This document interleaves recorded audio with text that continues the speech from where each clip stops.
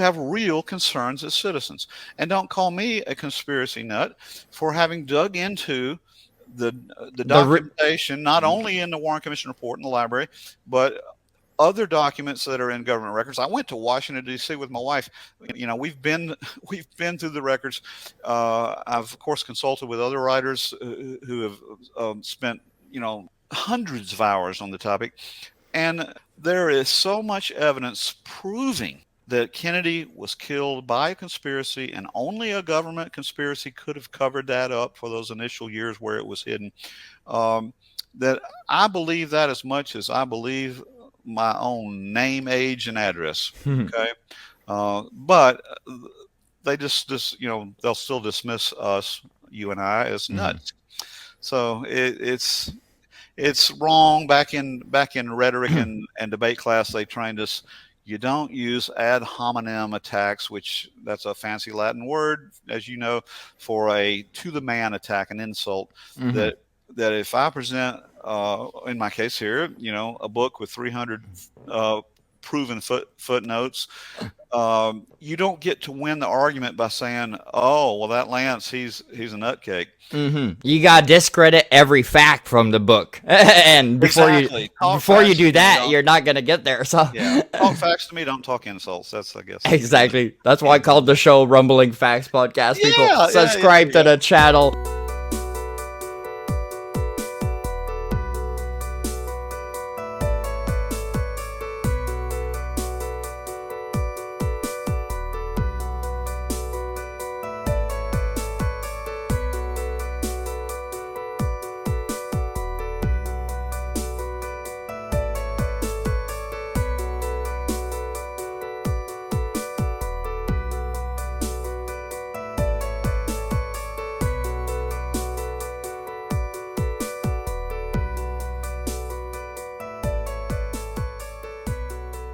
So welcome everybody to the Rumbling Facts Podcast, where we talk about uncomfortable truth and expose some lies once in a while and give people advice throughout our journey of growth. And today we have an amazing guest, people. I've been researching cults and the JFK assassination and a couple of these conspiracies all my life, and I feel very privileged to have Lance Moore on the show. He's a there's some words I never said in my life. Doctoral degree in Emory University. He fielded in ministry and psychology, and author of 9 books, people. 9 books, and is currently a pre-sentencing investigator in Circuit Court of Alabama. What is that exactly? Well, that's briefly a fun place to start because I wrote my best-selling book that you're going to talk about, I think, Killing JFK, 50 Years, 50 Lies. Get that plug in there right off the top. That's right. But I wrote that before I was in law enforcement. Wow, okay. My interests were somewhat like what you have just mentioned, that way back years ago, when I first heard about the JFK assassination, I was like, something's fishy. Back to we'll circle back to that. Yeah. But so I got into that interest, unrelated to the fact that now I carry a card that says I am an investigator with the circuit court in Alabama. I am not a law enforcement person. And there's a little joke here, whatever irony, coincidence. Last night I had dinner with a CIA agent. What? Yes. Which anybody who knows the JFK assassination story understands the joke there. It was purely accidental through a mutual friend. Wow. But he asked me that very question about what I did for a living, and I was answering the same way I'm answering you, which is that I stumbled into it. I had retired from ministry, but I realized I still needed some health insurance, and so and money, but health insurance especially. So I just stumbled on this job, and it didn't even start out as the pre-sentence investigator. I kind of got moved into that when I found out that I had writing skills. Yay. Because most of what I do is write reports for judges. I don't go out with a magnifying glass like Sherlock Holmes and investigate anything. I do interviews. It's kind of interesting. I do interviews with, let's just say it, inmates, criminals. Mm-hmm. So it's not a boring job, but it does not make me an expert in the law. The reason I'm an expert in the subjects that I write books on is, yes, partly because I had some good schooling, and you mentioned my credentials, but mainly because I just do the hard research of going to the library and the internet and finding the books and finding information. And with JFK in particular, that was an enormous amount of work, I think. Actually, I got the book with me, of course. So I think it was like 203 footnotes and citations supporting this. So for those who are tuning in and they hear the word conspiracy and they Mm-hmm. go, these are crackpots. No, every conspiracy theory is not true, but every conspiracy theorist is not a nut. Exactly. A lot of us, and I'm sure that includes you, Mm-hmm. have spent time because of an interest in it, researching actual documents, not just listening to some rumor my second cousin had that he knew somebody in the CIA who told him something, So I like to be fact based. Now, that was a long, winding answer to your Oh, it's introductory all question. good. It's all good. Thank you. I'll shut up. Go ahead. I learned like throughout the years looking at conspiracy theories and stuff that it's the government that started the conspiracy theorists. That phrase, I didn't even know that at the beginning. I learned that like 4 or 5 years ago, and I was like, "What?" It's them that called us that because right when you start destroying like the character of a person, well, Yeah. nobody's gonna believe after that, no matter what he says. So you make them look like crazy, and you manage to go through it. That's a good Yep. point, and I want to interject there. That's one of the reasons why credentials matter in my case as a writer. It's not boastful, but it's just to establish some credibility Mm. that people need to understand that I am an ordained minister first and foremost, Mm-hmm. and that doing that in a major denomination is they check you out. You have to. And I mentioned this in the other book. I think we might mention tonight, which is these are my Cults. two recent books, Cults on Trial. My knowledge of cults also is related to the ministry because I counseled some cultists, but Okay. but I drift from my point. The point being that to be a minister in the United Methodist denomination, for one, the one I'm in, you have to go through a battery of psychological tests. So I'm certified not to be a nut. Okay, There you go.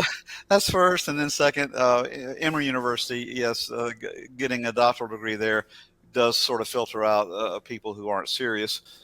So I'm being boastful, but just factual and saying I've got some credentials. So I would hope your listeners would give us a listen here on topics that they might not necessarily right off the bat agree with or feel comfortable with. Mm-hmm. But if they hear us out, I think we have a case to make. So go ahead.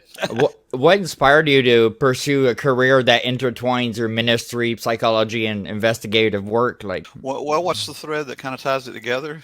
It is that I love writing and mm, books and writing. And early on in my life, even before I felt called into ministry, the thing I seemed to have the most aptitude for was writing.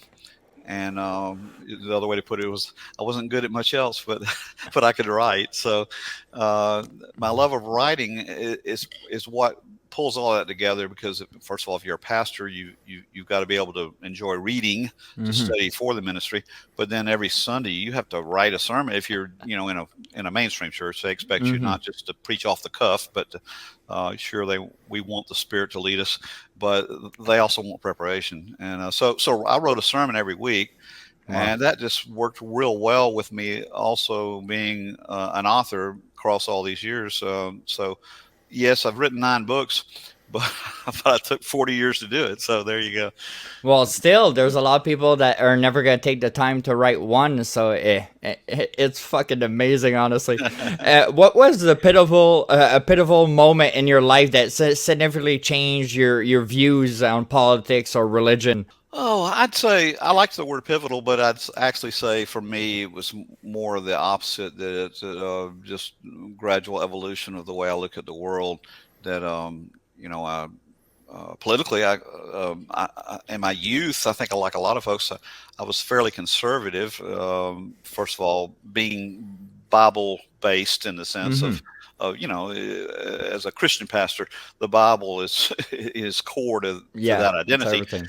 But at the same time, and so that makes for a sort of a conservative view of the world, really. Hmm. But at the same time, as time went past, I saw a lot of problems with the literalistic rigidity of some of the conservative movement, both politically and theologically, Hmm.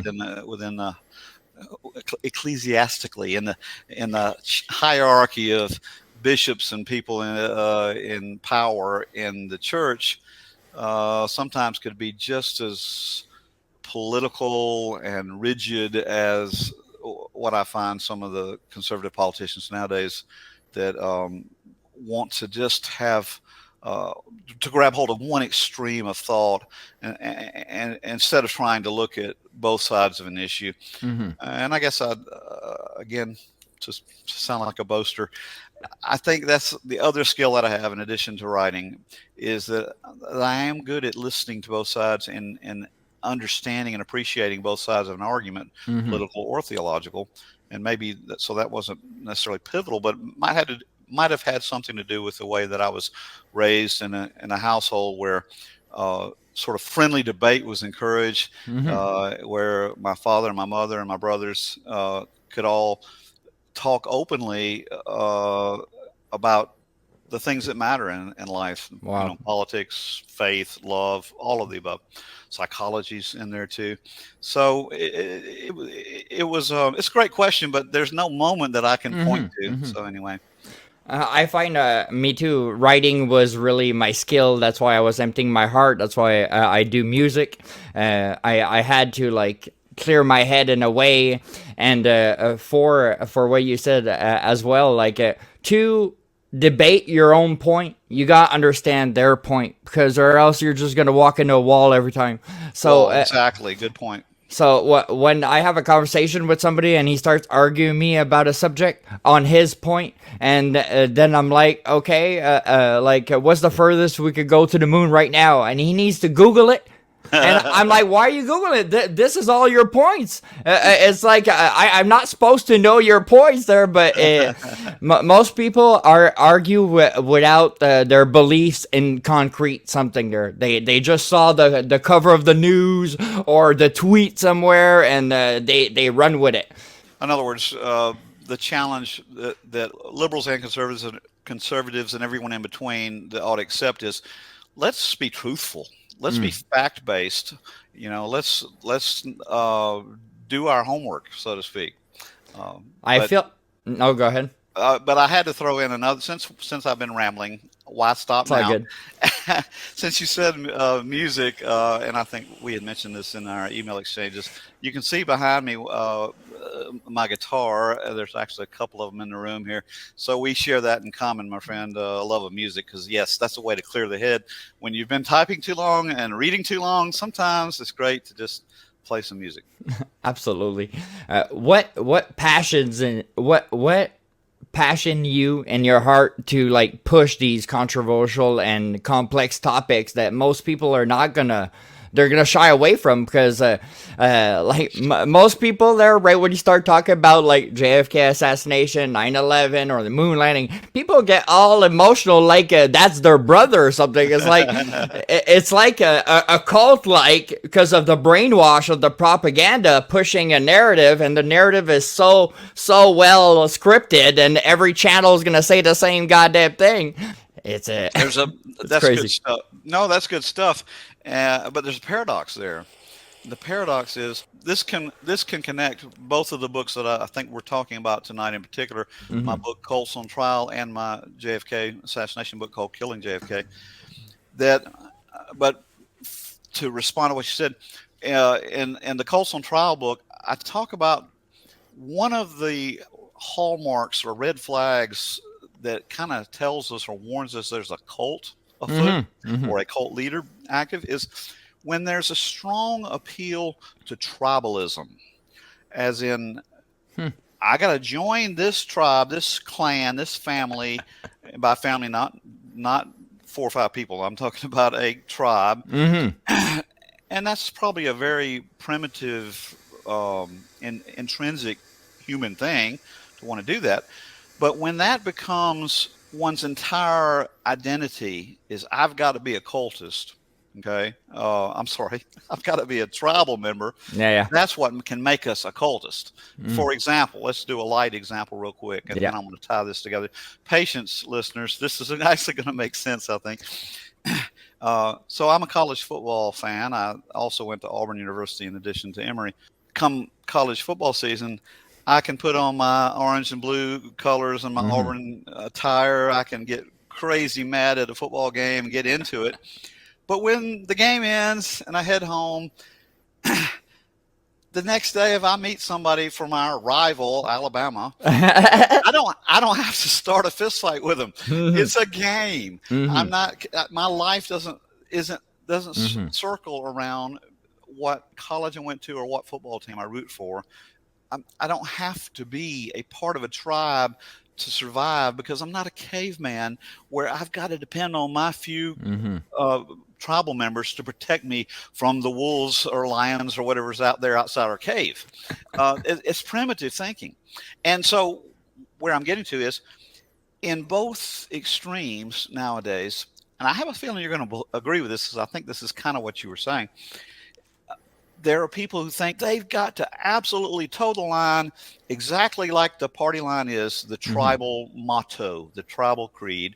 Be it, let's say, right wing, where they're a MAGA Trump follower who thinks that they have to agree with everything Trump says, Mm-hmm. regardless of how inconsistent it might be with 20 years of conservative thought, Mm-hmm. because they're focused on being part of that tribe. Exactly. And on the hang on, my conservative friends, I'm also going to attack the left. On the other side, there are people who buy into political correctness, to a mainstream narrative that they don't want to deviate from. Mm-hmm. And so back with JFK, because the mainstream news and the federal government and the institutions that a certain segment of the population is tribalistically allied with, has Mm-hmm. allegiance to, because they say a certain thing, and that's what you were saying a moment ago.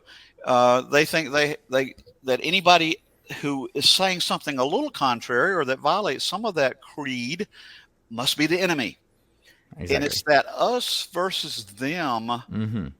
attitude or philosophy that A is harming America right now, Absolutely.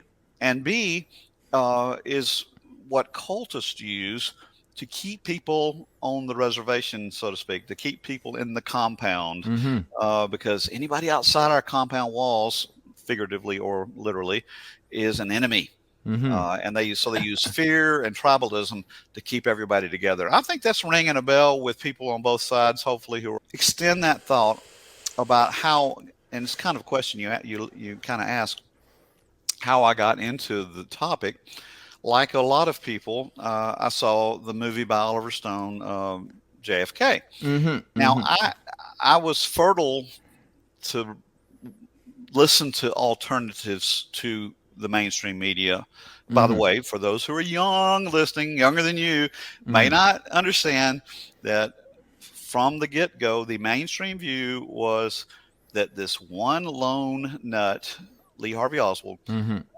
just happened to be at the right place at the right time with a sniper rifle and was able to kill Kennedy with He was in a library, I think. oh, it's a depository building of Okay, books. there are books. So that's Okay. why people think it's a library. Yeah. It was where the Texas School Book Commission, whatever school board, stored textbooks that would then be shipped out to various schools. And it was just a part-time, or excuse me, a temporary job that Lee Harvey Oswald had kind of just fallen into, though some think he was planned and prepared and pushed into this job to be at the right place, and or that the motorcade that had Kennedy in it was arranged to go by his building. But anyway, back to what I was saying, the mainstream view from the get-go, Mm-hmm. pushed by the government and the mainstream, much of the mainstream media, was that this lone nut, no conspiracy, Yep. nobody else involved, just this crazy guy Mm-hmm. who shot Kennedy. And that was going to be the cover story for the people who really had the plot to kill Kennedy. And it it worked to some degree, with some success. But they had made the powers that be had made Oswald a scapegoat, a patsy, and they had to shut him up. And so Exactly. as you know, they had Jack Ruby, Yep. kind of a mobster-like figure, go into the police station, somehow manage to get past all the security and shoot him at point blank range On live uh, television. on live television. and why the conspirators thought that wouldn't raise questions about, wait a second, that's a little odd, to have that happen. That made all of us a little bit, like polls showed that even like early on, 60% of Americans thought something smelled fishy. So anyway, I was in that group of 60% that I thought it sounded fishy, and I'd read some things and thought, yeah. But then I kind of put it on a back burner, and then I saw the JFK movie, and he raised a lot. Oliver Stone raised a lot of questions, and so here's what happened to me. I left the movie, and I thought, I had read press releases and newspaper articles in advance of the movie, some saying it was all bunk, that everything that Oliver Stone was saying was bunk. Yeah, he's a And paid actor. right. So I came out of the movie going, well, now some of the stuff in that movie makes a lot of sense. Exactly. And explains some things, but I get it. It's Hollywood. So I had a simple idea. I will go to the library and I will read the Warren Commission report for myself with my own eyes. And again, for younger viewers, the Warren Commission report was the final documentation of a committee put together by Lyndon Johnson, honestly, I believe, designed to cover up the facts, but to act like they were examining all the facts. And the way they did that was, the Warren Commission released a report that filled your screen's not big enough, a shelf and a light, you can go to a public library and see it. The Warren Commission is my arms outstretched like an Encyclopedia Britannica of reports. So guess what happens? Nobody reads it because it's just too much information. Yeah, it's 888 pages. Well, actually, more than that. Well, that leads up to what I was going to say. So then they did come out with a condensed version. Oh, I didn't know that. Yeah, okay. Yeah. So so there's smaller versions, and I did start with the smaller version, though eventually I went to the library to get further into it.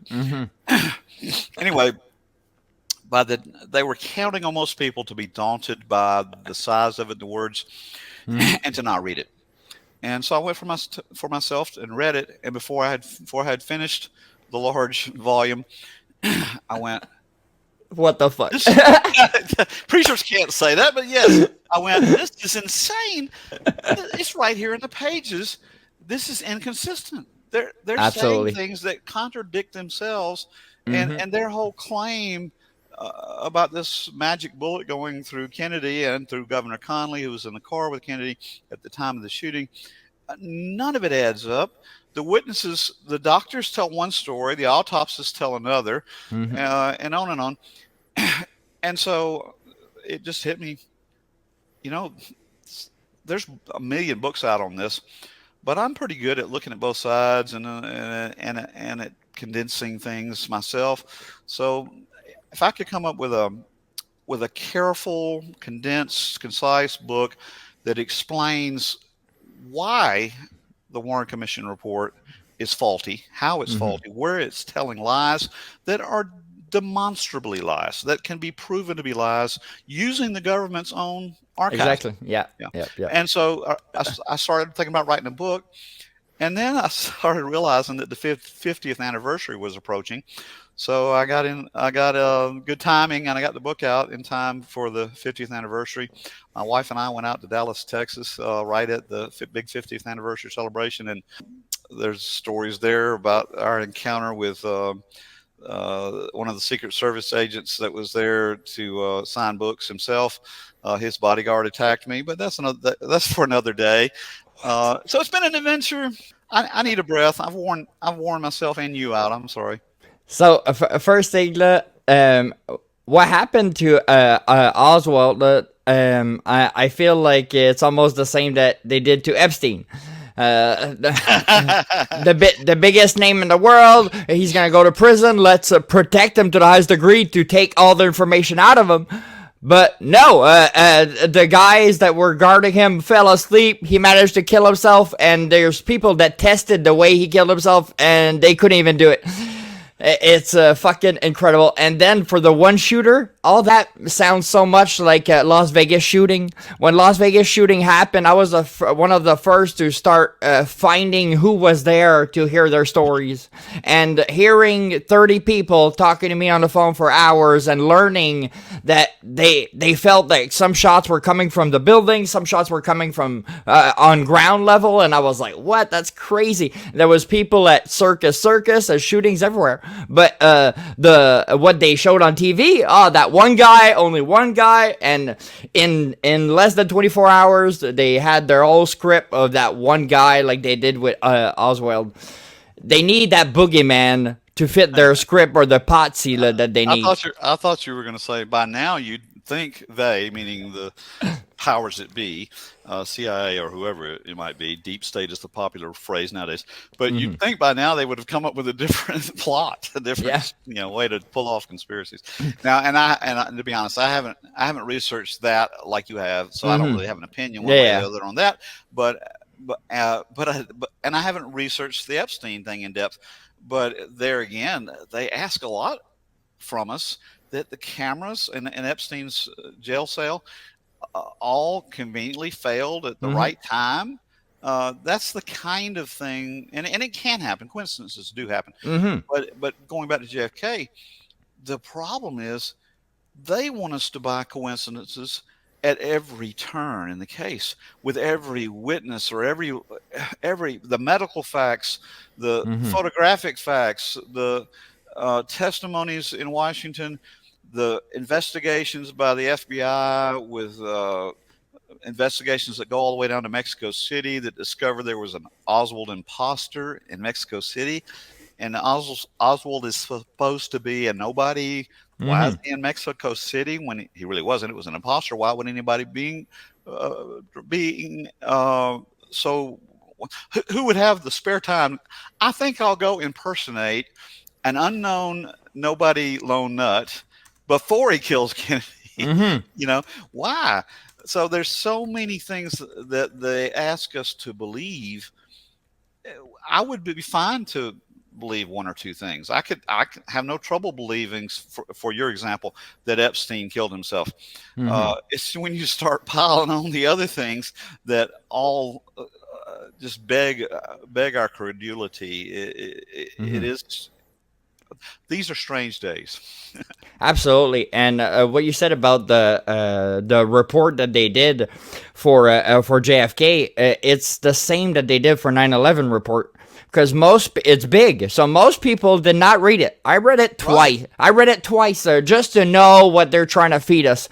And they never talked about the third building that fell. I was like, what? There's not in the initial report. They did in a follow-up report, but even then, it did not address at least 10 solid questions that engineers and scientists have raised. Not me and you just raising this stuff, but building experts have raised. They don't answer those questions. They answer, they put, it's like you said, it's like the Warren Commission. They put a lot of extraneous information just to bore people, really, but then don't answer some of the key questions like, why did that third building just collapse when all it had was some office furniture burning, according to the final report? I mean, it's strange. It's like a lot of people think that 9/11 conspiracy theories, like it all started because of crazy people. No, it started because of the families of the people that had some people in the planes. Those are the ones that were asking questions. No fucking answers. The only thing they were asking at the end are like, okay, well, airports are the most secured place in the world with cameras. Give us the camera videos of our family dying or going to those planes. They couldn't do it. Four planes, 3 airports. They couldn't do it. It's like, what the fuck? And then it was also, to extend your thought, it was also, again, not some conspiracy nuts, but it was scientists and engineers who heard things and went, wait a second, buildings don't collapse that way. Uh, this doesn't happen the way they're saying it. They just knew it didn't happen. Mm-hmm. Demolition experts have said that Mm-hmm. it doesn't happen that way. Not the way that based on these. Uh, well, first of all, we're off on a little bit of a tangent here because I don't pretend to be an expert in that field. Mm-hmm. Uh, but I was just doing some those buildings, comparisons. I was just going to say that those buildings, it's on record. You can look it up. They were Mm-hmm. designed to withstand the impact of aircraft. In ratio to the building, the planes were not that big compared to Exactly. the giant buildings that are still reinforced. But set that aside. Let's say that can happen. Mm-hmm. As you just point out, there's a third building that no plane hit that fell exactly like the two that were hit. Mm-hmm. That's where I go. Wait now. Can I just say on that, because I like to move past 9/11 because I'm not an expert on that. No, I was just comparing that. That's why I brought it up I there. get your comparison, but I want to for the sake of the readers, I want to the listeners, I wanted to throw this in.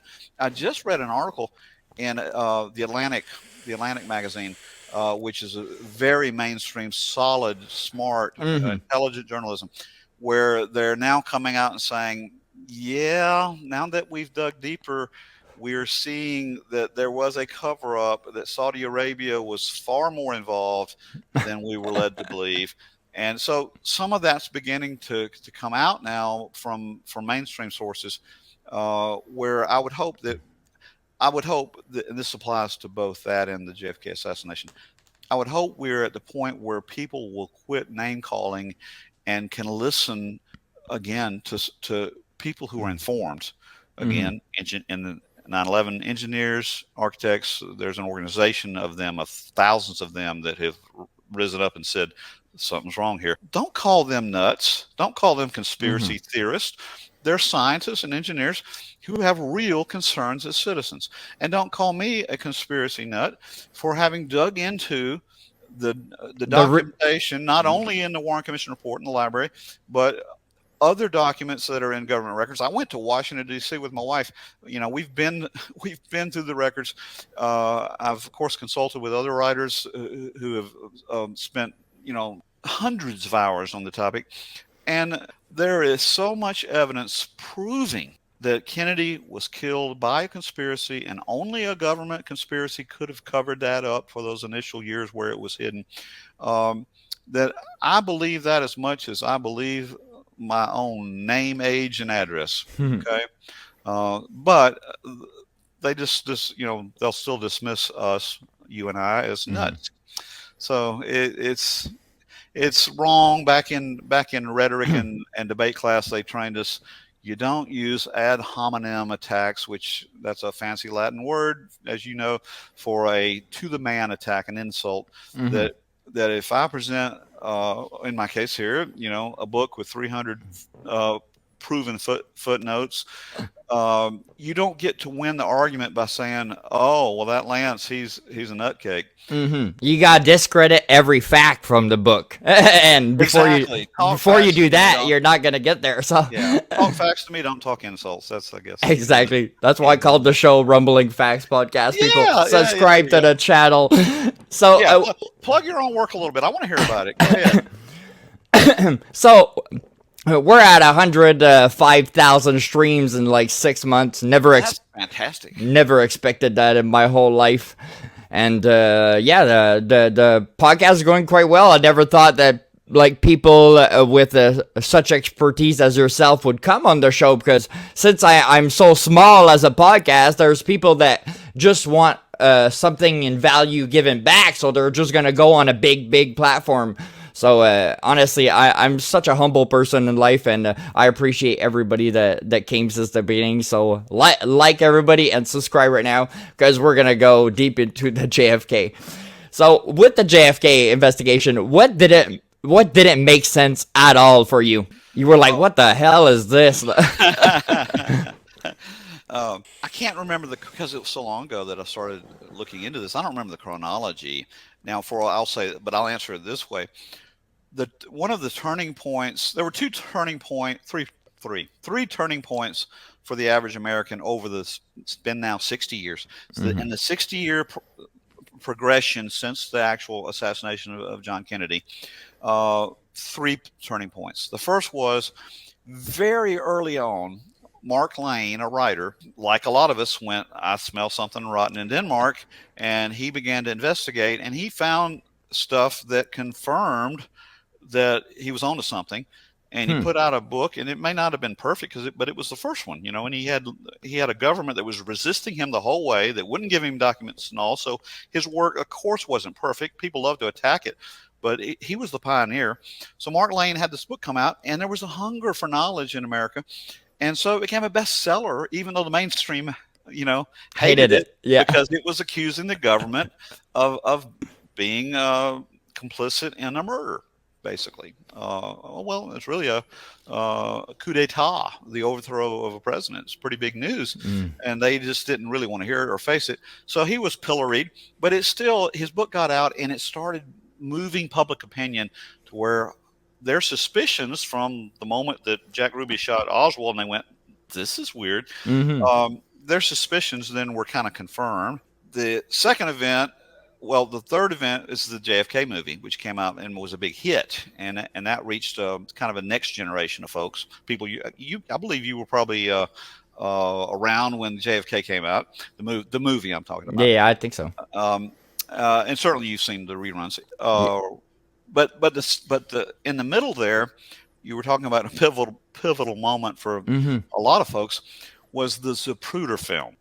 Real quick, for those who aren't knowledgeable of this, I don't mean to talk down to folks who are knowledgeable about the whole story of JFK, but it so happened that on that day of the assassination, a civilian was out there with a Super 8 movie camera and filmed the actual assassination. That film was immediately confiscated by the government.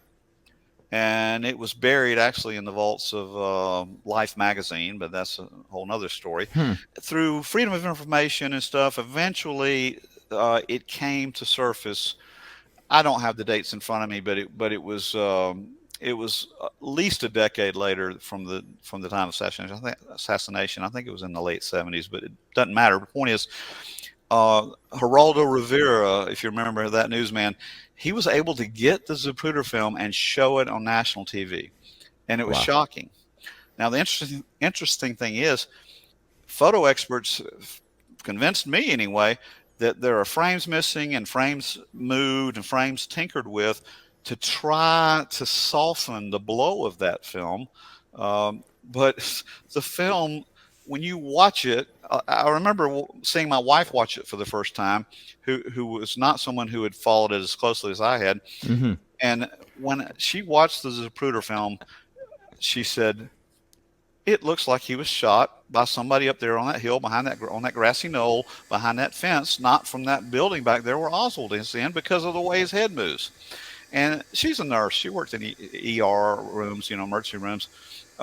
Anybody that has dealt with real life bullet impacts know that Kennedy's head would not have moved in the manner that it moved if he had only been hit from behind. Exactly. Yeah, and there's an absurdity there, real quick, for those who haven't heard this. The government, once the Zapruder film came out, and people again started going, "What's going on here? This isn't what we were told. This doesn't look like the case they were showing us. It doesn't look like he was hit from behind." The government then countered. They were talking about that special bullet. The magic bullet. The magic bullet. There you go. There's a whole story about the magic bullet, but I'm just talking about the Zapruder film showing that the head of Kennedy exploded even as he moved backwards from the shot that came from the front. Now, he did get hit from the back as well. Yeah. But the exploding shot clearly came from the front. But anyway, to try to cover that up, the government took a watermelon and put it on a stepladder and shot it and showed people, look, there's a thing called a jet effect where when the bullet goes through the melon, the back of the back from the front, the back of the melon explodes and it pushes it forward. And that explains what happened to JFK. and as I said in my book, a human head attached to a body with a spinal column, sitting in a seat, and Kennedy wore a back brace, is not remotely connected to how a watermelon sitting on a stepladder reacts to a Mm-hmm. bullet. That I would say they're apples and oranges, but it's apples and watermelons. Mm-hmm. It's crazy, but that's the kind of weak cover up that they've offered to us. And anybody who has experience in war or in police work where they've seen somebody shot, I'm not saying it can't happen where they move in awkward ways, Mm-hmm. but this kind of impact to the skull, not to other parts of the body, but to the skull. The awful, horrible images we saw in this Zapruder film, most experts say, yes, that looks like a shot from the front, not from the back. But the point is, that's only one of 100 things well, hey, another plug, one of 50 things. I've got Mm-hmm. 50 years, 50 lies. So actually what I did in the book was I took 50 of the most absurd lies that the government spun and threw at us and showed why they are lies. And it's an inflammatory word to say lies. I'm doing an ad hominem myself by calling someone a liar. Mm-hmm. But I use the word lies because these weren't, in most cases, weren't mistakes or differences of opinions. They were carefully crafted lies to fool the American public. A script. So, yeah. What do you think is the motive behind taking out JFK? Because what I realized during my research of JFK is he was very different than other presidents. He really wanted to change, and he really wanted transparency between government and people. And right when he started doing that, oh boy, the CIA were like, no, you can't just say everything. And then there's that famous speech, I believe in transparency because of the secrecy that government is having. And man, that speech is solid. And then he dies like a few moments after that. Yeah. Well, indeed, that and then we now know, didn't know this so much in the 70s, 60s and 70s, but later came out that Kennedy had a very clear plan to take us out of Vietnam and to restructure both defense and CIA to make it had grown too powerful. Mm-hmm. And of course, the proof's in the pudding. The CIA conspired with LBJ to kill Kennedy and cover it up. Um, but that is now well established in historical documentation that Kennedy wanted to get us out of Vietnam, and the military industrial complex, all the people involved, whether they're people who were career CIA, career Pentagon, career defense contractors, defense companies, and the politicians that they pay off, including LBJ, who got a lot of money from Bell Helicopter that was making a lot off of Vietnam, et cetera, et cetera. They wanted to keep the war going, and it sounds hard to believe when you say it that way because these are people we trust as our leaders, and they want to keep a war going. They justified it in their own minds rationalized it by saying, "Oh, but we're fighting communism, and if we don't stop the Chinese here, then they'll get us next." Even though the Chinese and the Russians were only peripherally involved in Vietnam, but they had their little rationalizations. But it goes back to that truth and lie thing. When you lie, and when a person or a government embraces lying as a way to do business, that's a dark day in the history of a country. So you think the motive is for not taking like our people out of Vietnam because he wanted to do that, and they were like, that's not going to happen. All of the but things you had said. Yeah. This the whole direction he was taking the country was a direction that certain parties didn't want it to go. But let me plug a different book that explains the motivation part. Okay. Probably better than mine, but it doesn't focus on the kind of proofs that I do on why this was a conspiracy, but more of a background book is JFK and the Unspeakable. Okay. JFK and the Unspeakable. Now it's not for everybody. It's a dense book, but it is also, I guess I consider myself as a pastor and a writer, as a theologian. It's also written by a theologian, by a gentleman that I've corresponded with, but naturally his name escapes me because I didn't know I was going to be plugging his book tonight. Yeah. But it's on Amazon, JFK and the Unspeakable, and he shows a lot of that documentation I was referring to, and shows the whole. If you want to know the whole mindset behind why Kennedy wasn't acceptable to the powers that be. He does a great job of. I don't know if you research this. Do you think, because a lot of people attach what happened to Marilyn Monroe to JFK, because since she was so close to him, and there's allegedly they were fucking, so since they were behind doors together, that they were like, if we take out him, well, we probably got to take out her because she knows everybody and she was an icon. Do you think that there's something attached between those two?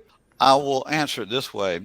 I kind of avoided the Marilyn Monroe question because of the sensationalism involved around her as a sort of sexy actress, and it's a little extraneous to the main thrust of the case of assassination and cover up, but it does fit in with what I do talk about in my book in one chapter. Or one section, is how many people associated with this case died in mysterious circumstances. It'd be very hard to prove that anybody killed Marilyn Monroe to shut her up about Kennedy, but there are other mysterious deaths, over 200. The Kennedy curse. That's how it's called. The Kennedy curse. That's it. I got a book about that. Yeah. That many of which you can explain as natural causes, etc., but many of which are just plain, again, fishy. Real quick example. In other words, of more concern to me, more importance to me than the death of Marilyn Monroe, the gentleman who was one of the few people at Dallas that day who had a view behind the grassy knoll fence where we believe the other assassin was. I want to say his name is Lee Bowers. I don't have the names. I'm not good with names. But anyway, he testified before the Warren Commission. They changed his testimony. He said that he's on video saying that, or tape recorder anyway, audio, saying that they altered what he had initially been interviewed. They altered his eyewitness report, but on top of that, very shortly after they started the initial questioning and investigation into the assassination, he died in a one-car accident. It's kind of hard to die in a one-car accident. It can happen, but the timing. It's all about the timing. It was like right at the time that Mark Lane was coming out with this book and people were beginning to ask questions. This gentleman that mysteriously died in a one-car accident, he had seen two men acting very oddly in that area behind the grassy knoll fence. And that is corroborated by several, not one, but several other witnesses who saw people back there, including people with guns. Okay. Now, you've got people with guns, and one even claiming to be a government agent, but the government claims they had nobody back there. But he flashed his badge to clear the area out to get rid of any other eyewitnesses. He didn't know that the gentleman I just referred to was up in the rail tower, kind of not where that agent could see that he had a perfect eyewitness view. But he had kind of herded away anybody else behind that fence. It was a parking lot, so people had a reason to be back there, but he herded them out, and that's on the record. And so what was he doing? He was clearing it out and setting up a gun, a rifle, used that fence as a tripod, and it was extremely easy shot.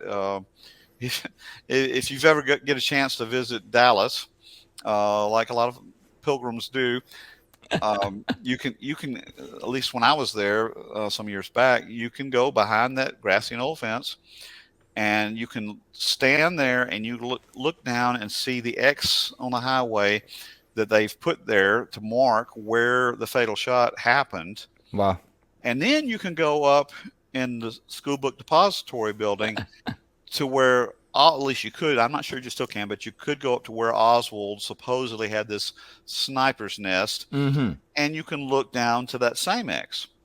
And if you do that just yourself, visibly with your own eyeballs, you'll never believe the government story again, because you've got a guy like 200 yards, whatever it was. I'm not good with numbers, but it's over twice, really three times the distance, Oswald to that X, with a rusty, cheap, like it was under $20 rifle that they've proven had a misaligned scope. All right, and it was a World War II surplus, really cheap, not a quality sniper weapon. Is able to shoot Kennedy exactly in the head of a moving vehicle from that distance, but nobody on the grassy knoll, even though people saw smoke coming up from behind that fence, with a real gun, with a real quality gun, at a third the distance. And you see that, and then you put it together with the testimony in the Warren Commission of the people who saw the suspicious activity behind that fence. You just go, wow. Why are people believing this magic bullet and this lone nut up in the fifth floor, sixth floor, whatever it was of the depository building? It's a tall tale. There's a lot of documentaries that they try to make us focus on the on the umbrella man and not the grassy knolls. They try to no, don't look on that side, people. Look right here. We got an umbrella man. It's sunny. It's weird. You got to check that umbrella man. So for years, that umbrella man was a mystery. It's incredible because they're like, we're gonna change the narrative a bit. We're losing them. Well, I'm glad you mentioned that, because that is another obvious tactic, is distraction. In mystery books, in novels that have like a whodunit, the term red herring. That's where the writer puts in false clues to distract the reader from the real killer, to sustain the suspense to the end of the book, so that then there can be a surprise.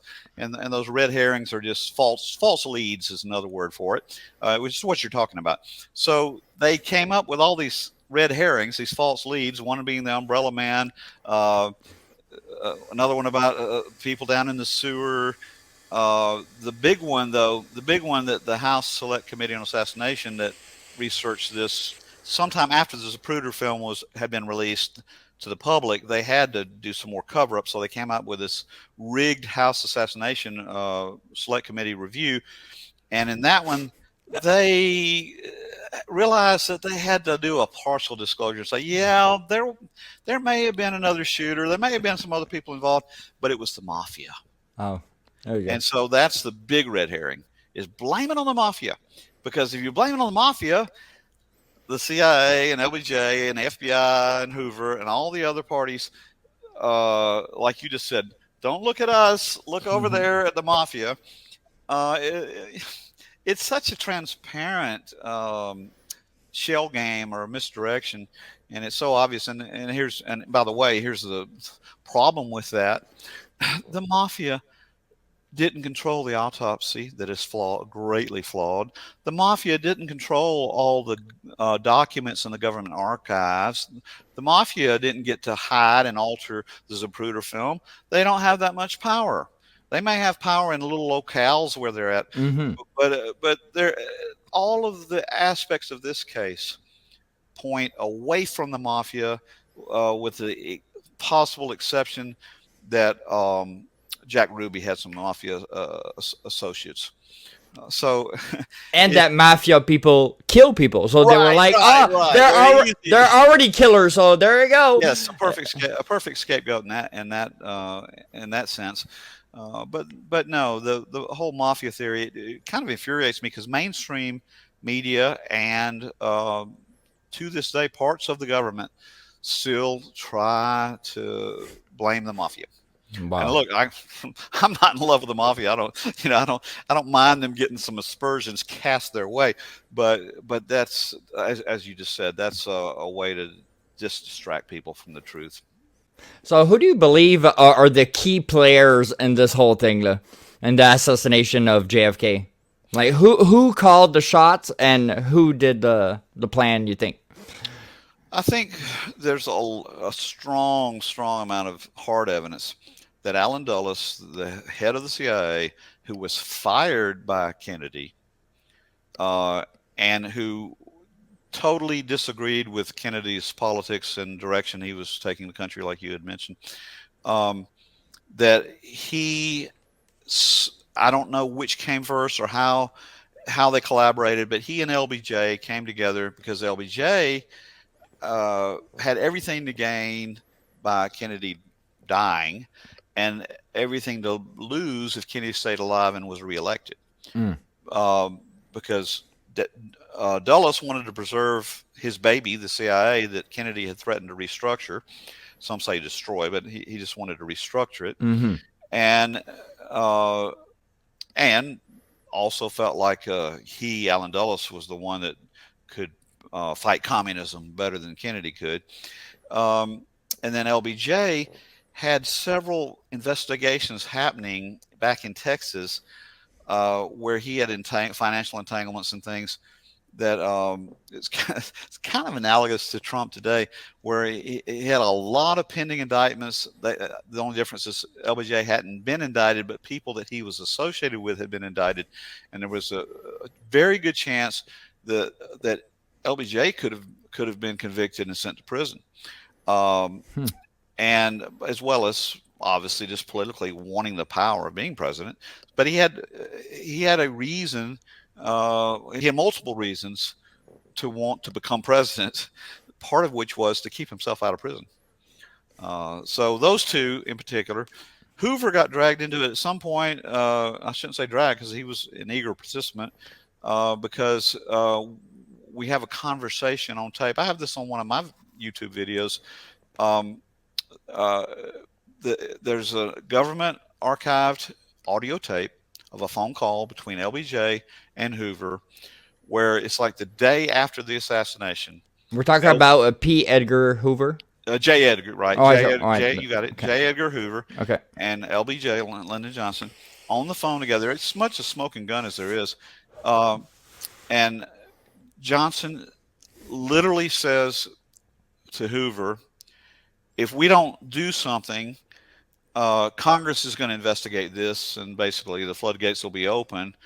And he says, so we need to put a commission, a committee, whatever word he used, group of people together that are our people. That he didn't come out and say that we control, but that's the implication. Mm-hmm. The in place to do some sort of investigation.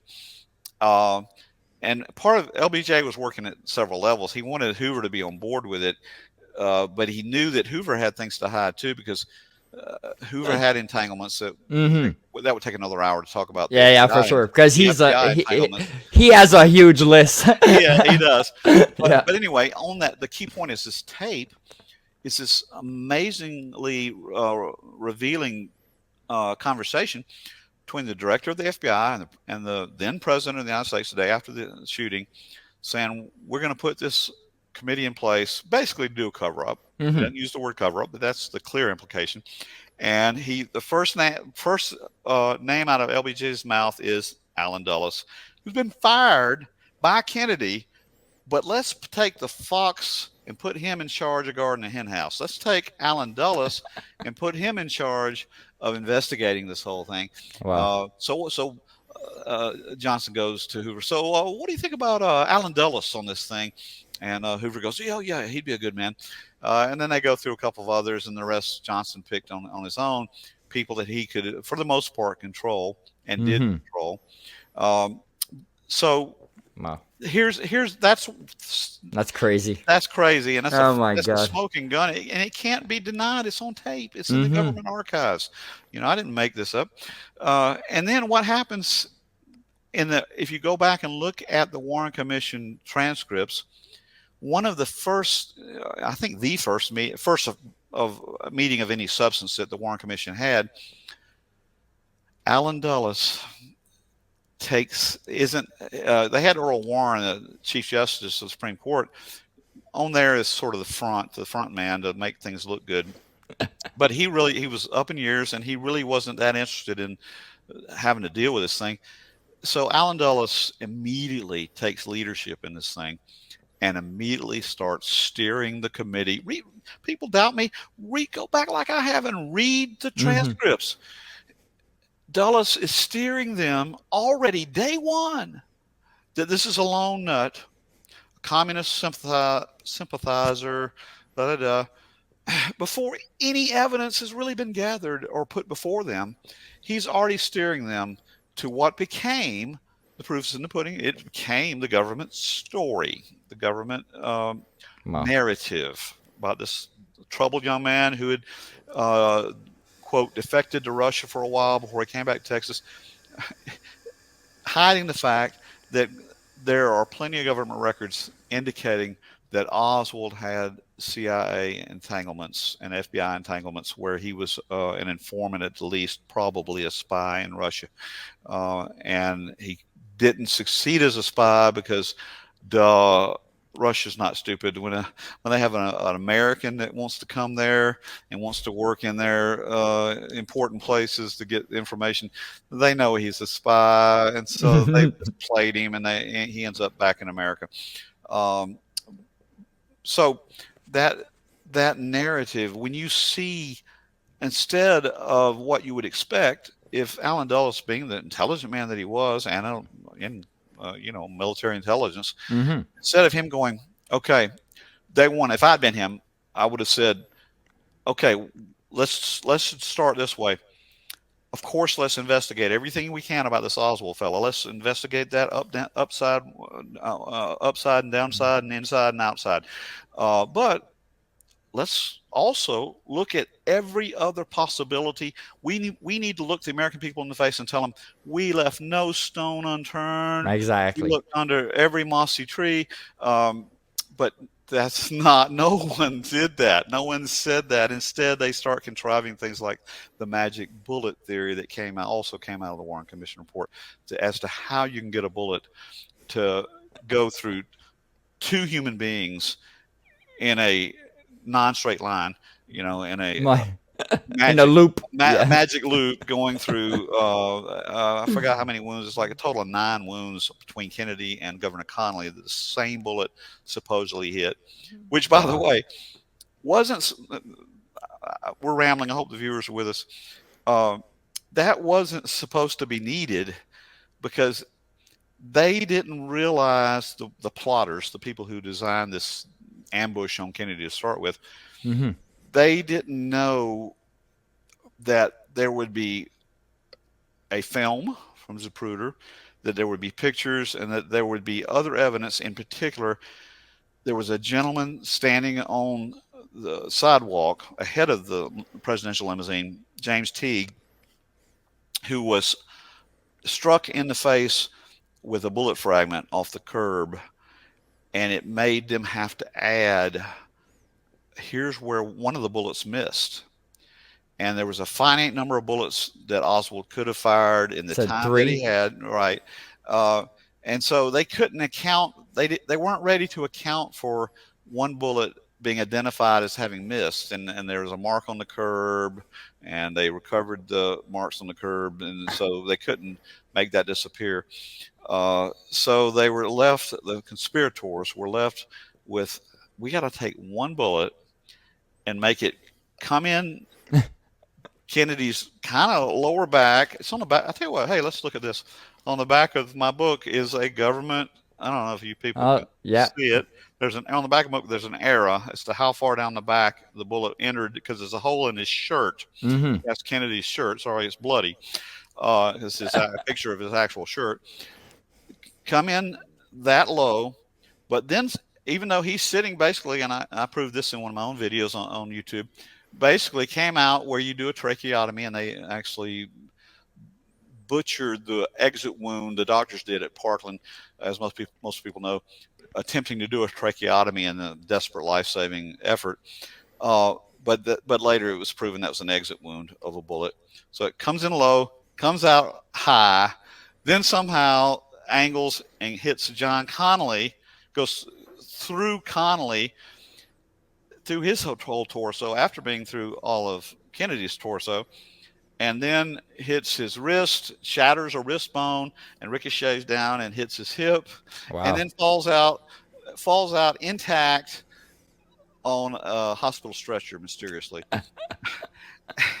And that's why Wow. they call it a magic bullet, because the only way to explain that is with magic. Yeah, that's it.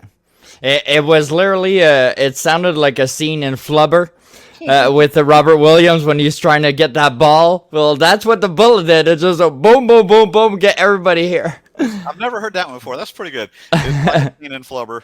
It was bouncing around, yeah, if you believe it, of course. What did the JFK files expose that Trump released? Because the CIA didn't want that released. They wanted to redact it, and he was like, "No, I'm releasing it." And he released most of the Well, files. um, th- Did it's that not quite, change anything in your investigation? that's not quite right. Okay. Uh, there, first of all, most of the files that were released during the Trump years um, were not consequential, though a few kind of were, but because even though they were released, they were heavily redacted. Yep. Heavily redacted, and this is then at that point 55 years after it. It's incredible. Why does anything need to be redacted? But it's heavily redacted. But there were literally thousands of documents that Trump decided not to release. And there was an article in the news yesterday I saw about this, where someone had asked Trump about that, and he said, I don't want to misquote because I don't remember the exact quote, but he said, to paraphrase, that I was told that it it wouldn't be a good time yet to release this one batch. So Wow. even he admits he didn't release it all. I think he's claiming now if he gets reelected, he'll release the rest. But it should have already been done. And Biden released some too, but the same story. He also withheld some, and the ones he released were also redacted. But to answer your question, a journalist named Jefferson Morley, also a friend of mine, Jefferson Morley has dedicated his life to this topic, and he's written about far more extensively than I have about what's happened over the last 15 years of the slow release of documents through the FOIA, the Federal Information Act. Where you have to Yep. forced to release stuff. That's where that stuff's come from. Not to mention, originally the Warren Commission was sealed. Parts of it were sealed for 50 years, and 50 years came and went, and they still didn't unseal it. But enough people raised enough stew where the government had to start releasing some of it to quiet people like me, up. But very little of value got released. But Jefferson Morley did point out, for example, that there are some documents, even through the redactions, you can see enough facts that the government's story about the CIA and FBI's involvement with Oswald and the Mexican embassy, which Oswald didn't go to the Mexican embassy, an imposter did, but the government story about surrounding all that uh, is easily disproven by some of those very recent documents, and like I say, in the last 10 years, some in the last few years. So certainly there's been some good to come out of that document dump, so to speak. But I argue, I mean, of course, I want everything released, but I argue we already have plenty of facts to prove the case. I mean, I'll tell you, for example, um, the Assassination Records Review Board. I have to get the acronym straight. It's AARB. Is a government appointed board that oversees these documents now Okay. that are in the National Archives. All right.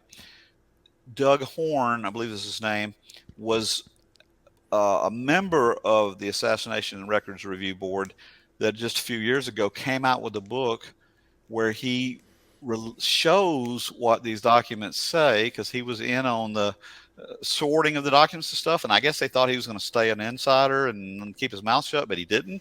If you read his book, it's also convincing because it's government documents. Wow. And also the Assassination Archives and Research Center. That's a private group that also tries to keep records of all documents that have been released and keep copies, so that if the government or to burn down the National Archives in a strange fire or something. It'd still be copies. Um, oh, and I had a thought about. So that brings up another topic. A related point. One of the few strong rebuttals. It sounds strong, but it's not. That people have thrown at me over the years and at other conspiracy nuts, Mm-hmm. conspiracy theorists is, how could the government keep this secret for all these years? Surely some of these insiders would have come forward. So, so here's the quick answer to that: they didn't keep it a secret because they do a lousy job. Mm-hmm. You've got senators, congressmen on record who there were people on the there was at least two on the Warren Commission who have said, maybe not so much publicly, but said on the record to friends, that they didn't buy it for a minute. They didn't buy the lone gunman Wow. theory for a minute. Uh, you've got, like I mentioned, the Horn insider came forward. You've got a bunch of Parkland Hospital doctors in Dallas, Texas, who have come forward saying, we finally got to see some of the autopsy supposed pictures Mm-hmm. of and drawing of Kennedy's autopsy of his remains, of what happened after the shooting, and it doesn't match what we saw in the emergency room. And a doctor there like this with his body, who was a trained expert. Um, Again, that's not my aunt from Peoria who's saying, I heard a rumor from my Yeah, cousin yeah. about Kennedy's body. That's These are crazy. people who are right there. Yeah, yeah. These are insiders. The majority of doctors and nurses, I'm not going to say all of them because they all didn't Mm-hmm. have the same view of the body and Mm-hmm. everything, but the majority of doctors and nurses are on record, often on videotape, audio tape, or in signed statements, do not accept the government story. Uh, and then you go to the House Assassination, the Select Committee of the House in the 70s, even though at the end there was a lot of funny monkey business going on to hide things they'd found, there's still enough documentation there where some witnesses came forward and said, yeah, some of the stuff that was said wasn't true to my knowledge. um, some of those documents that have come out have shown that the CIA, uh, I don't know if they call them agents, but CIA employees, staffers who were subpoenaed by the House and went there to testify, uh, there's documents showing that they were lying. So we have all kinds of inside Wow. information. And so, no, the government didn't keep it secret. They tried to keep it secret, but they didn't. So that common rebuttal is really, when you look back at it, a little ridiculous. And finally, uh, another answer to that is the Manhattan Project in World War II, building the first atomic bomb. There were thousands, and I mean, I'm not without exaggeration, thousands of people, from scientists all the way down to bricklayers, who were involved in building the infrastructure to make the atom bomb. Thousands of people, some partially in the know, but some almost fully in the know of what was going on, and they kept that a secret until for years Mm-hmm. until the bomb went off. And even when the bomb went off, most of them, had sworn non-disclosure. They'd lose their government pension if they talked too much about it. So there was a limited release of information even from that. But so it's been proven the government can and did keep a secret for years, with thousands of people knowing now. And the Kennedy assassination, probably initially, 20 Yeah. well-placed people were able to cover up uh, the initial funny business. And even if another person is in it, he doesn't know the whole puzzle. He just has his piece, and that's it. But that's how you control what's going to come out. And that's how you control that nobody really, except those maybe 20 people, know the whole thing. Good point. And they call that compartmentalization too. Yeah, exactly. That's how it's called. One of the official words for it. But yes, in the Kennedy assassination, uh, only a handful of people, like you just said, had to know everything to hold everything together. And then the next layer down, there were probably 20 to 30 people who had to keep quiet about things that were very suspicious or that they knew weren't right. But This is also why I incriminate Johnson. Johnson, we know for a fact, told people we've got to be careful what we say because we think there's a communist connection, through Oswald, and we don't want to start a thermonuclear war. So we got to be mum. Now, that would work on me. If I had the president of the United States, let's say that I had been,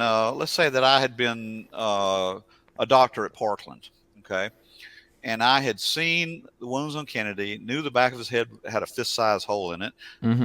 and yet the autopsy report shows only a pencil hole in the back of his head, and those two things can't be explained. They're different. Somebody's lying, right?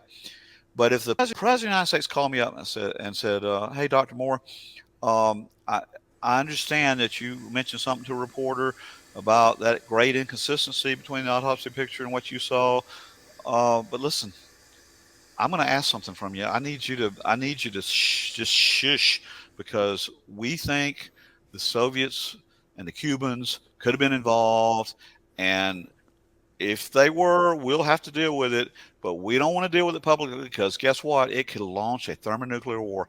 And Dr. Moore, going, "Oh my gosh, Mr. President, I do not want a nuclear bomb from Russia dropping on my little children. So yes, I'm sorry, I won't say another word." That Yeah. we know that happened, not in that exact scenario, but we know he used those words to people that we don't want to start a thermonuclear war. His exact words. It's in the documents.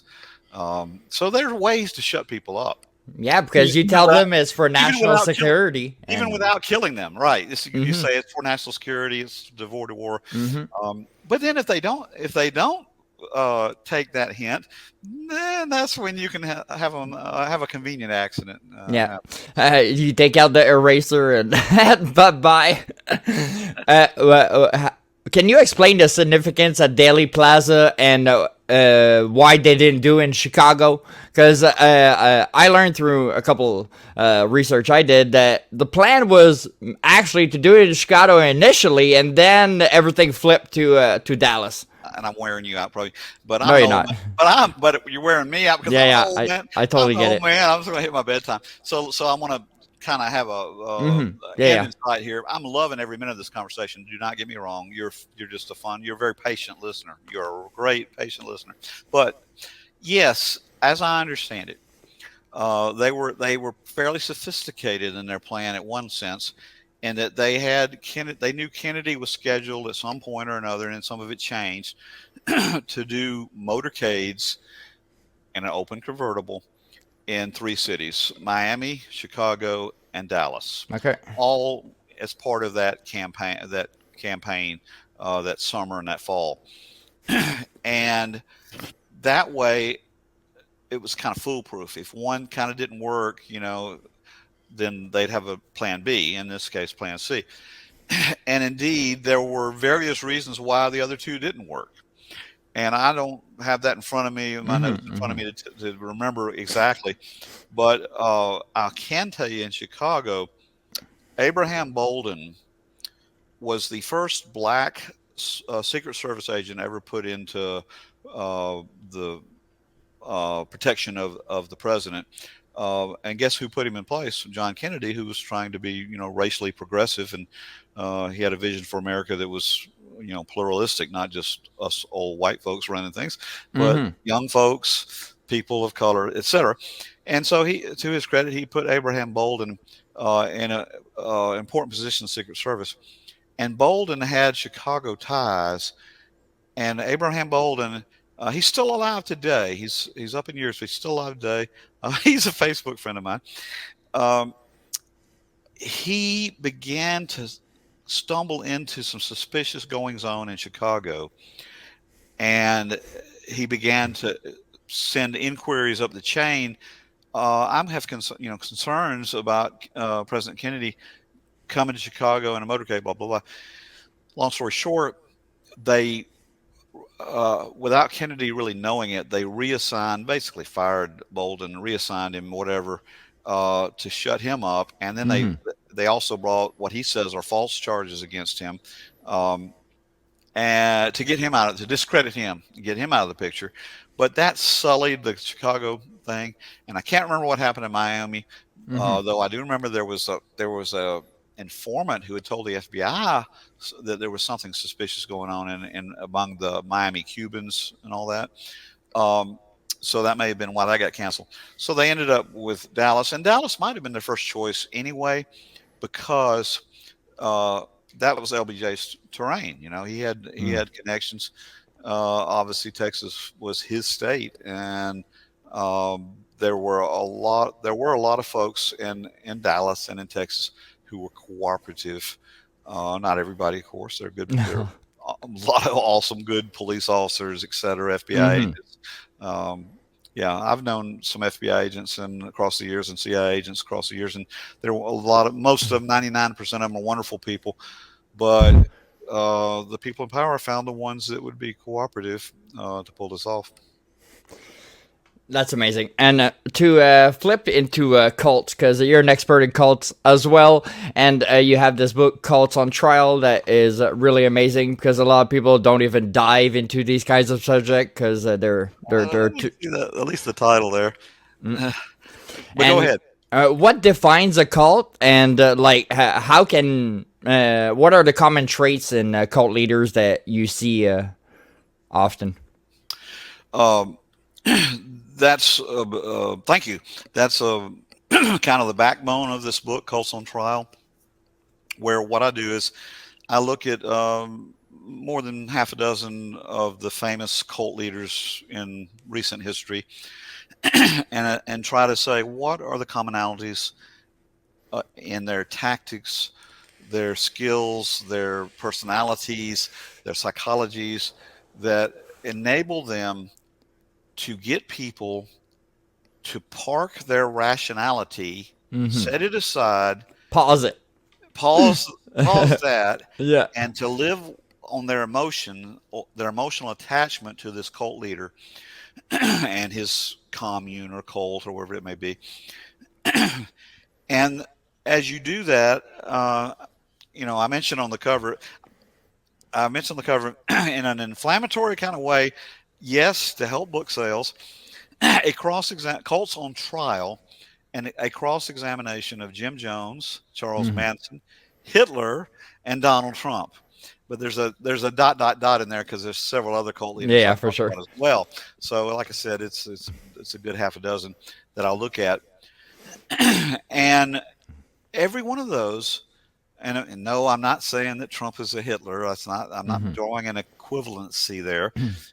But in fairness, if we look at their these people that I've identified as cult leaders, if we look at their personalities, their psychologies, the ways that they manipulate people, the simple tactics they use to cement people emotionally into their cause, um, it's strikingly similar. It's almost they each one won't necessarily mark off identify like 10 traits, and Mm-hmm. and say we'll even pick Hitler. He was a cult leader, by the way, but he's going to mark off probably 8 out of the 10 traits.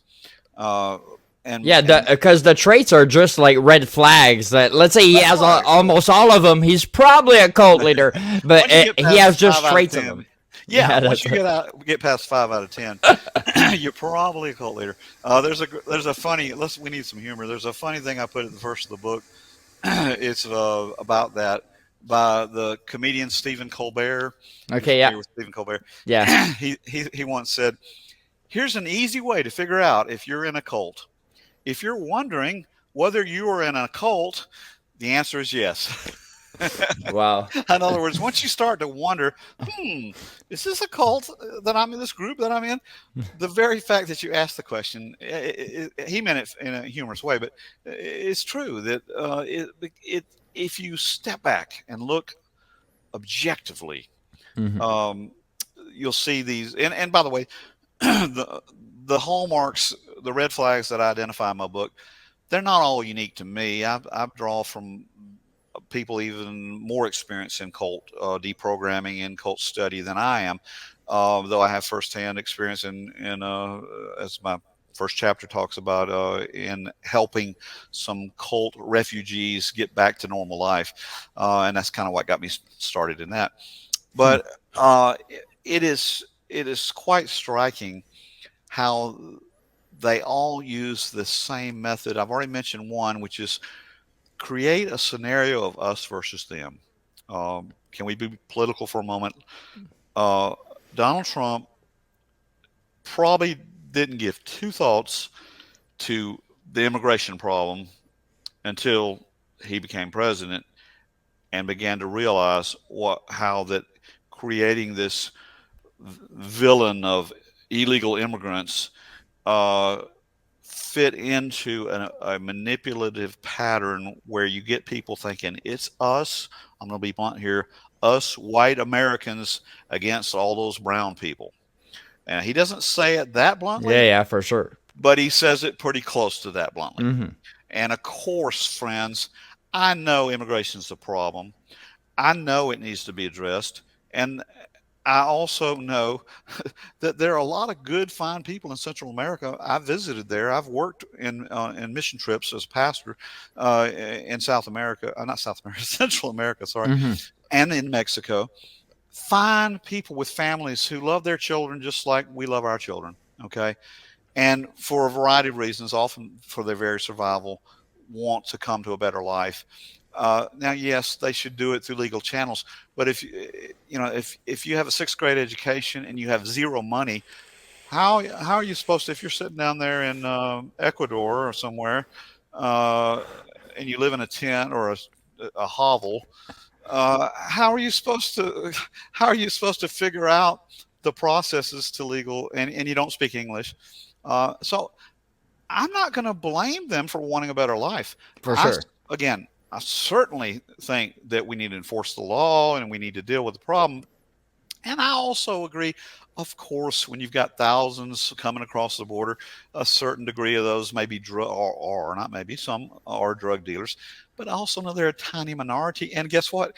We've got our own drug dealers right here too. It's not like if you built a giant wall that you're going to stop all that, Hmm. because if you have a wall, they'll come on ships, and they do, and they'll come on planes, and there's no simple solution. But that's beside the point. The point is that they became these drug dealing immigrants became the focus of the us versus them tribalism that Trump is stirring up. Hmm. In the same way, please don't just send me hate mail, folks, but it's the same method that Adolf Hitler used with Jews. Hmm. He fired up long-standing ethnic differences, the us and them mentality, the natural-born German, Aryan, white folk versus these somewhat brown-skinned Jewish people who are taking all your money. Because yes, some Jews were bankers, but so they're good with numbers. What can we? Hmm. Those particular ones. I'm not saying all Jews, of course. I'm not trying to be stereotype. I'm talking about what Hitler was doing was was finding a villain, a scapegoat, an enemy to foster an us versus them mentality, to then create a very allegiant group of followers, Hitler I'm talking about, Hmm. who would do anything to keep their savior from the enemy, Hitler, in power. So it's all too familiar, and the book is certainly not focused on Donald Trump. Hmm. Hmm. Uh, No, he uh, just has a common traits. Some common traits I right, notice is most cult leaders and Trump like have charisma to the highest degree, and there's no cult leader that's a moron. They all has that charisma to the highest degree. And another one I realized by just analyzing cult leaders myself is I realized that a lot of them are gonna repeat that same phrase like Trump did about the wall. We're gonna build the wall. repetition. Yeah. And Jim Jones was that white lion there. And so he kept saying white lion. He kept when he went to sleep, Jim Jones was putting his recordings playing nonstop. Yes. You guys are gonna hear me 24/7. So people get in line. Repetition. Exactly. Well, thank you. And then like another thing that is a little more original in my book than that I would suggest is sort of my own take on that topic of how do Trump lead how do cult leaders do this, emotional resonance, which is that if a person has this knack for it, they know how to manipulate people emotionally so that well, like if I'm trying to get you to be my cult follower, Mm-hmm. then I'm going to be smart enough to connect with you. Let's say you got a soccer shirt on, right? And that soccer team that's on your shirt right there. Well, it's a company, but yeah. Oh, but it has But yeah. related to soccer, I believe. Yep. I don't Yep. know. Yep. It Okay, is. so all right, so then if I'm a cult leader trying to get you in my cult, I'm going to go, man, I love soccer. I really just love soccer. I live, eat, and drink soccer. And all of a sudden you're thinking, hey, he's on my team, Mm-hmm. he's with me. And we resonate emotionally. Okay, that's not the best example, but that's off the top of my head. Mm-hmm. Mm-hmm. And so Trump, Hitler, but also, well, even Charles Manson Mm-hmm. on a smaller scale. He had a very small cult. Found ways to connect with people at a deep emotional level.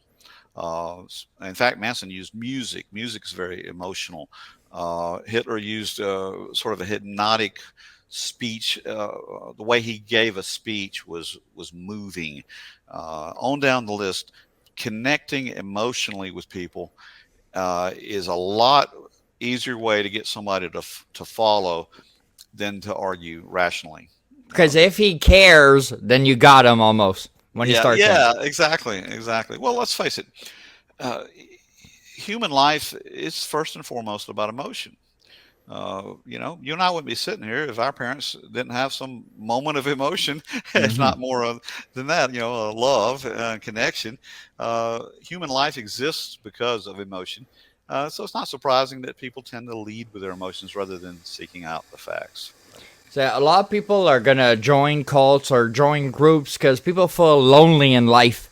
Uh, Yes. and the cult leaders and stuff, they're gonna sell you the dream in a way, like my way is the best way because they're all against us. And I think it's the same thing that pimps do to go get girls because they don't. Sell you the dream. I like that. That's a good. Because they can't just go to a girl that has a good salary, that she's had two good parents and no drugs in her life, and convince her to go do some truckers. But that girl that was maybe didn't have a good childhood, maybe only had one parent, ran away from home. Well, that girl, she's way easier to manipulate and get because she's looking for answers. Frankly, in that case, emotionally needy, looking for someone to be their caretaker or their To lead them. their Yeah. father figure.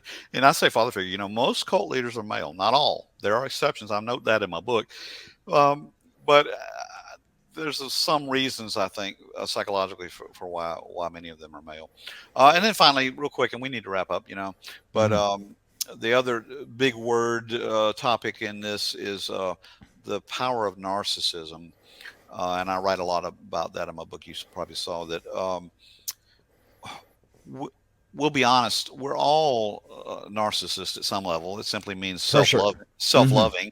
It's hardwired into us. It's in our genes. We got to survive, and we have to take care of ourselves. And if you don't take care of yourself first, you probably won't be a good parent to take care of somebody else. You probably won't be a good boss or manager to take care of your employees if you're not, feeding yourself and taking care of yourself and taking care of your own mental health.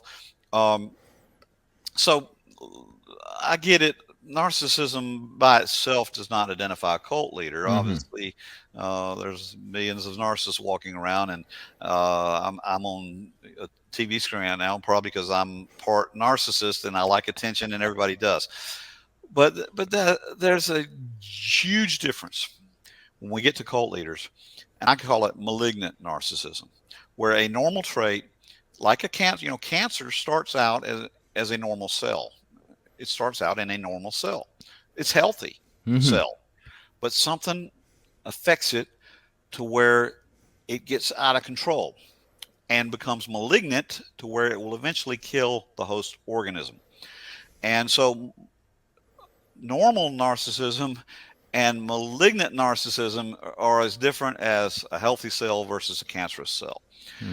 And so when a person has narcissism to the extreme where every action, every word, every thought they make or take is about their own self gratification, their own self survival, their own power, on down the list.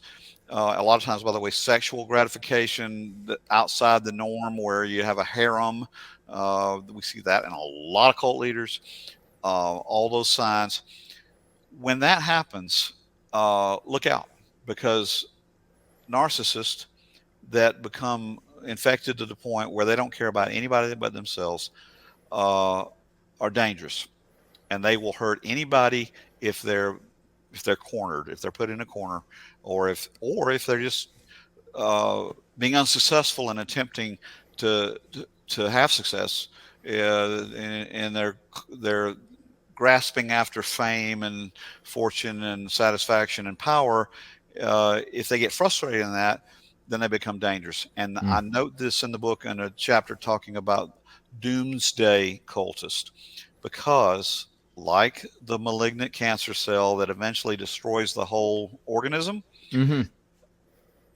a lot, I'm not saying all, but a lot of cultists historically have ended up bringing their entire cult to the precipice and over to the famous one being Jim Jones, the drinking the Kool-Aid, but any number of self-destructive actions that will suck in the whole cult. David Koresh in the Waco compound, I didn't even write about that in much detail, but there are things that people say, yeah, but the government set the place on fire. But if you read the whole story, and I had an FBI agent friend of mine who was out there during that, strangely enough, he could have stopped that. He could have that could have ended without bloodshed. But he had already been talking about how inevitably our enemies are coming for us, and it'll be the end of the world. The exit plan that they do. The exit plan, the doomsdayist. White lion. And by the way, I'd kind of like to close on this, and that's what worries me about Mr. Trump is that he has already started this doomsdayism, basically saying that if he is not reelected, that the American people won't stand for it. Those are his literal words. And that, January 6th will just be a small thing compared to what will happen if he loses. Now, I don't believe that, but that's what he's setting up is if I can't have it, if I can't win, nobody can have it.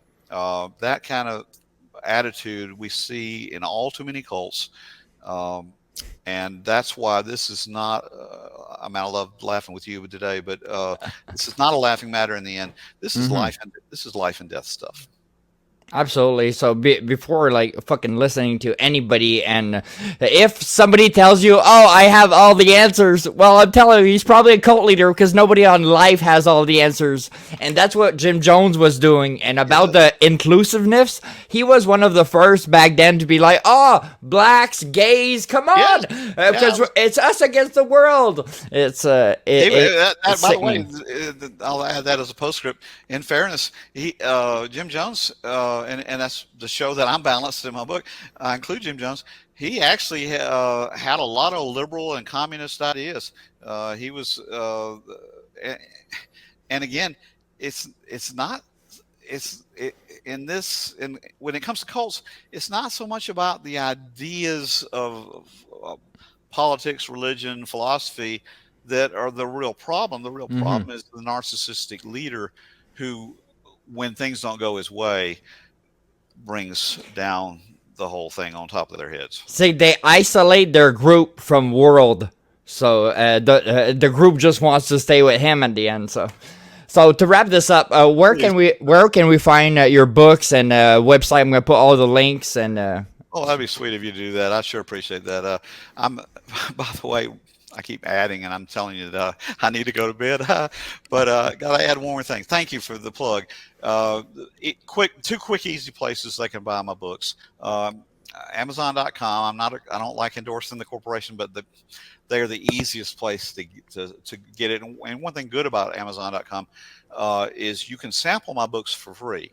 So I don't have to make $1 off of folks if they want to go in there. In fact, if you have a membership that's a Kindle Unlimited, you can get some of my books, not all of them, but some of them for free. I think Audible as well. And Audible, yes, there's some Audible books that are free in that program.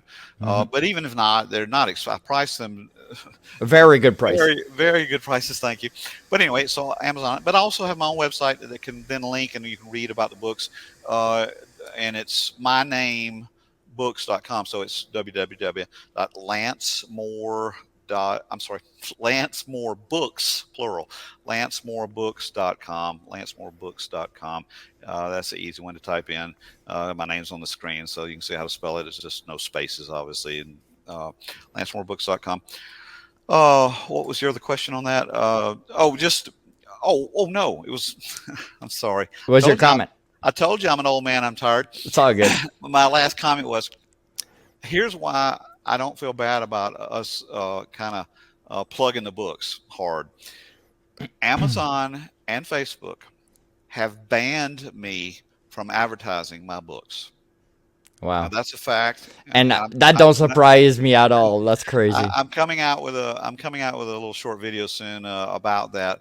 And I'm not alone. I'm not saying that they're just picking on me. No, they're censoring everybody that they don't want their narrative. Well, basically, if it's controversial, that's it. It don't fit their narrative, they won't do it. Well, and by the way, they're doing that to conservative and liberal and everything in between. Absolutely. I feel like I'm a moderate in between. I'm not a card-carrying Democrat or a card-carrying Republican. But you're turning rocks. But I'm being banned nonetheless. Yes. So everybody go check out his stuff. I'm going to put all the links in between, and his both books are going to be on both sides right now. So thank you, everybody, coming on a Rumbling Facts podcast. This had to be on Rumble because YouTube censors us, like you just saw. He's getting censored too. So we couldn't put this on YouTube even if we wanted. So thanks again, Lance. It's been an honor to have you on. You're wonderful. Thank you for your patience with my rambling. It's all good.